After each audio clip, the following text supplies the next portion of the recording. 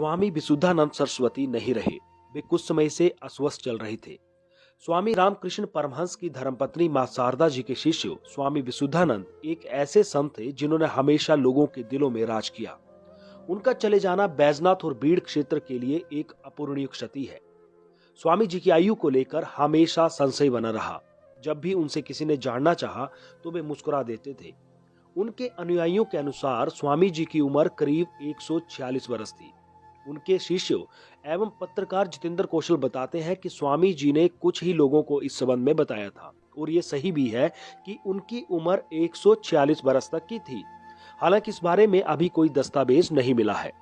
स्वामी विशुद्धानंद सरस्वती करीब 5 दशक पहले बीड़ पहुंचे थे और उन्होंने यहाँ मां दक्षिणा काली के मंदिर की स्थापना के साथ साथ एक आश्रम को भी स्थापित किया।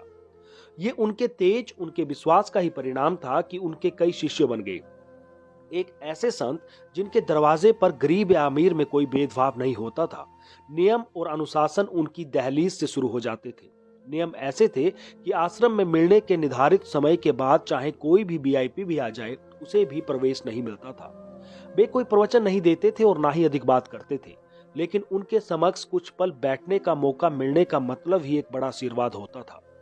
बीड़ के पंचायत प्रधान सुरेश ठाकुर बताते हैं कि स्वामी जी आडंबर से बहुत दूर थे। उनका विश्वास धर्म और मां दक्षिणा काली पर था। वो कभी नहीं कहते थे कि वो किसी शक्ति के मालिक हैं। उनका विश्वास केवल और केवल मां दक्षिणा काली पर था। उनके ही शिष्य डॉक्टर अरुण राणा व विनय किशोर बताते हैं कि गुरु जी सनातन धर्म के संत थे, वेदों के ज्ञाता थे, आडंबर से काफी दूर थे और एक ऐसे संत थे जिनके आगे पैसे का कोई मोल नहीं था। उन्होंने यहाँ कई लोगों को वेदों की शिक्षा भी दी। वही 3 दशक पहले तक उनका नाम सुभाष चंद्र बोस के साथ भी जुड़ता रहा। ऐसा कहा जाता था कि सुभाष चंद्र बोस स्वामी विशुद्धानंद जी के काफी करीबी रहे हैं और स्वामी जी से सुभाष चंद्र बोस ने कई विद्याएं भी ग्रहण की थी।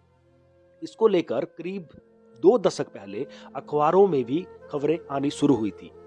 आज उनके देहावसान के साथ साथ कई सवाल भी खत्म हो गए। वहीं इस धरा से एक संत भी हमेशा के लिए चले गए। एक महान संत को बैजनाथ पपरोला न्यूज की तरफ से कोटि कोटि नमन। बैजनाथ पपरोला न्यूज के लिए मुनीस दीक्षित की रिपोर्ट।